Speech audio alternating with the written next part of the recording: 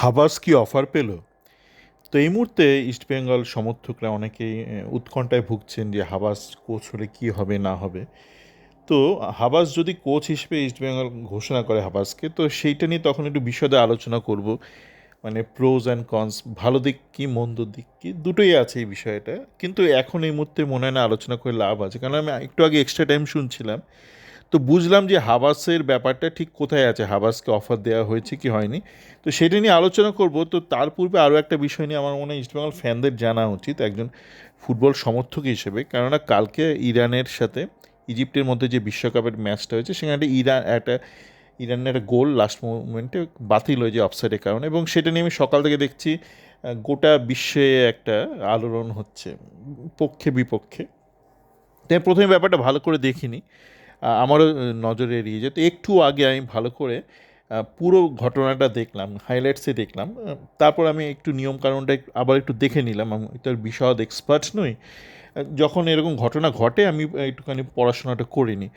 তো দেখলাম যে যে কলটা ছিল, অফসাইড কলটা, এটা ঠিকই ছিল। এবং কেন ঠিক ছিল তার কারণ হচ্ছে, আমি সহজ বাংলা নিয়মটা বলছি।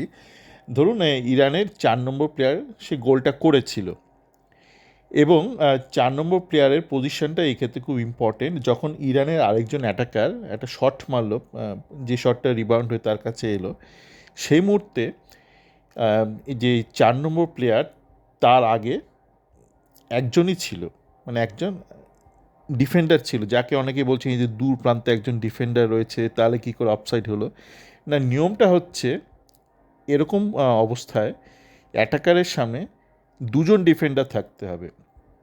এবং ঘটনাচক্রে এই ক্ষেত্রে গোলকিপার যেহেতু অনেকটা এগিয়ে গিয়েছিলেন, ইজিপ্টের গোলকিপার, তাই প্রথম ডিফেন্ডার তাকে তো আপনারা দেখছেন দূর প্রান্তে যে দাঁড়িয়েছিল, সে 1 নম্বর ডিফেন্ডার। আর যে দ্বিতীয় ডিফেন্ডার, সে কিন্তু এই ক্ষেত্রে গোলকিপার নয়।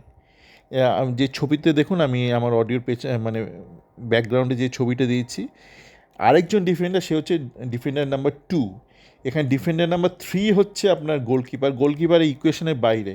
মানে নিয়ম হচ্ছে দুজন ডিফেন্ডারকে থাকতে হবে। আপনারা যেটা সাধারণত দেখেন, মানে সাধারণ নিয়মে আমরা যখন অফসাইড দেখি, তখন আপনারা দেখেন যে একজন গোলকিপার শুধু সামনে, আর কেউ নেই, মানে ডিফেন্ডার 1 রয়েছে। বেসিক্যালি যে বলটা পাচ্ছে, যে মুহূর্তে বলটা রিলিজ হচ্ছে, সেই মুহূর্তে তার সামনে দুটো ডিফেন্ডার থাকতে হবে, যে কোনো দুটো ডিফেন্ডার। দ্যাট ক্যান বি একজন গোলকিপার, একজন ফিল্ড প্লেয়ার, বা দুজন ফিল্ড প্লেয়ার হতে হবে, ঠিক আছে? তো এই হলো নিয়ম, যেহেতু ব্যাপারটা 2 ডিফেন্ডার এবং গোলকিপারকেও ডিফেন্ডার হিসেবে কনসিডার করা হয়। তো সেই জন্য এটা অফসাইড, যেহেতু দুজন ছিল না, একজনই ছিল। দূর প্রান্তে যে ছিল সেই ছিল, দ্বিতীয় কেউ ছিল না। ভারে দেখা গেছে দ্বিতীয় ব্যক্তি ছিল না। এবার আসে যে হাবাসের ব্যাপারে। দেখুন, হাবাস হলে কী হবে সেটা আলোচনা করব।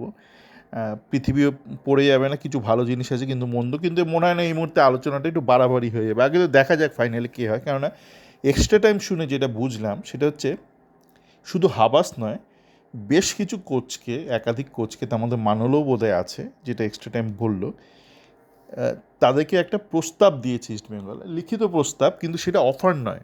অফার মানে কি? ধরুন আমি একটা কন্ট্রাক্ট সই করে পাঠিয়ে দিলাম একটা কোচকে, এবং কোচ তারপর ঠিক করবে সেটা সে সই করবে কি করবে না। সে যদি সই না করে, তো অফারটা সে গ্রহণ করলো না। সে সই করলে অফারটা সে গ্রহণ করলো। তো এই ক্ষেত্রে সেরকম কোনো কন্ট্রাক্ট পাঠায়নি, একটা খসড়া পাঠিয়েছে। ধরুন একটা প্রাথমিক প্রস্তাব, সেটা লিখিত আকারে পাঠিয়েছে। এবং সেটা শুধু হাবাসকেও নয়, মানলোকও পাঠিয়েছে, এবং আরও একজন দুজনকে এরকম পাঠিয়েছে, একাধিক ব্যক্তিকে পাঠিয়েছে, তার মধ্যে হাবাসও রয়েছে। তো এইটা লিখিত আকারে পাঠিয়েছে, কিন্তু এটা কোনো কন্ট্রাক্ট পেপার নয়। এটা হচ্ছে একটা প্রাথমিক একটা প্রস্তাব, একটা প্রপোজাল টাইপ। হ্যাঁ, তো এটাকে আপনি অফার বলতে পারেন, বা যাই বলতে পারেন, একটা প্রপোজাল বলতে পারেন। ইনিশিয়াল প্রিলিমিনারি একটা প্রপোজাল, যে এই ব্যবস্থা, এই তোমাকে দেব, এই একটা মানে আদান প্রদানের জন্য একটা লিখিত আকারে দেওয়া হয়েছে। কিন্তু ব্যাপারটা কিন্তু কোনো কন্ট্রাক্ট, কোনো ড্রাফট কন্ট্রাক্ট দেওয়া হয়নি, বা সাইন্ড কন্ট্রাক্টও দেওয়া হয়নি, বা আনসাইন্ড কোনো কন্ট্রাক্টও দেওয়া হয়নি। একটা প্রাথমিক খসড়া, যেটা অনেককে এই ক্ষেত্রে আমরা দেওয়া হয়ে থাকে এই ক্ষেত্রে। সুতরাং এই হলো কিন্তু ব্যাপার। সুতরাং এই মুহূর্তে মনে হয় ইটস টু আর্লি এই নিয়ে আলোচনা করা, হাবাস কোচ হলে কী হবে না হবে।